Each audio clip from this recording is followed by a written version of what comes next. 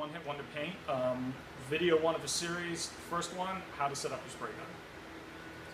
So what we do here, there are three valve adjustments on most guns. The first one is the cheetah valve down at the bottom. Second one is the fluid tip, which is right in line with the needle. And then the third one is the fan size, and this is either on the back or on usually the left-hand side of your gun. To set a gun up, we set all of these to the wide open position. That is anti-clockwise all the way out. The cheetah valve is not intended to be closed unless you are adjusting your pressure on the fly. We're not doing that. This is all the way out. This is your fluid tip, and then your fan width is all the way out. So it's going to give you a wide fan, a lot of fluid, a lot of air. What we do now is we pull the trigger about halfway in. That's just enough to release the air, but no pain. So we're going to set our valve, our regulator here to 22 pounds. So around about 22 pounds, that's where it should be sitting. That means that we've got just the right amount of air coming through the gun. We have got our cap is set horizontally so that when we spray a pattern, it will be a vertical pattern. This is going to help us just to see how much paint we're getting out and what the fan shape is like.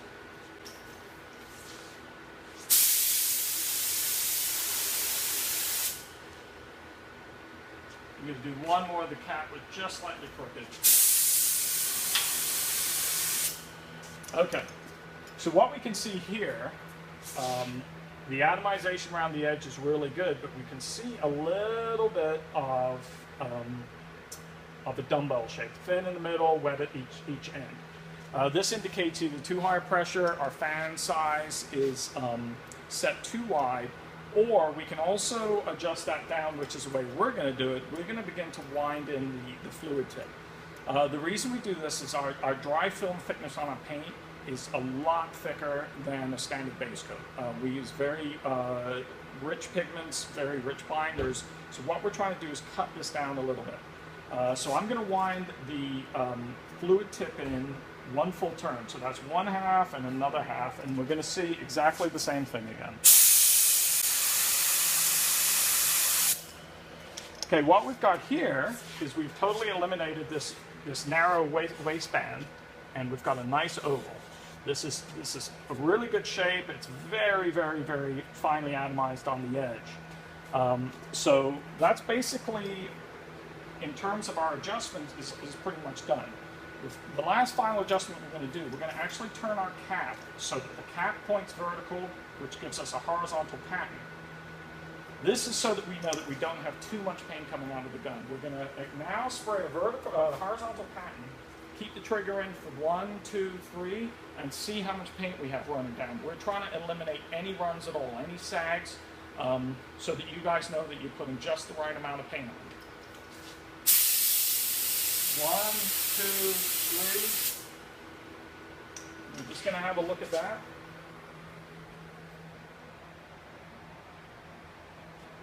So at the moment, we've got no sags at all.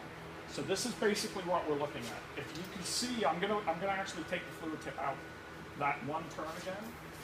1, 2, 3, and you can see we've got that shape back again, which is what we don't want. But we're starting to get a very, very dense buildup of paint here. It's actually starting to sag. So we're going to take it as simple as it is. Just take it one full turn in.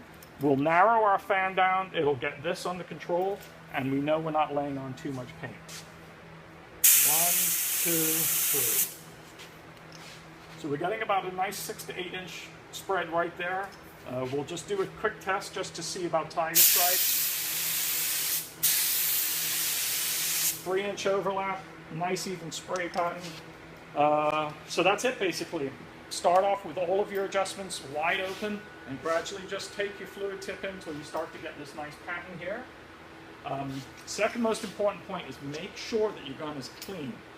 If you have a little bit of dirt in your cap, a little bit of dirt in your nozzle, it can put heaviness on one side, lightness on the other side. You're never going to get under control. So just pretend like this is your livelihood, this gun. Make sure that the tip is clean, the cap is clean, the needle's clean, everything's seated and in good condition.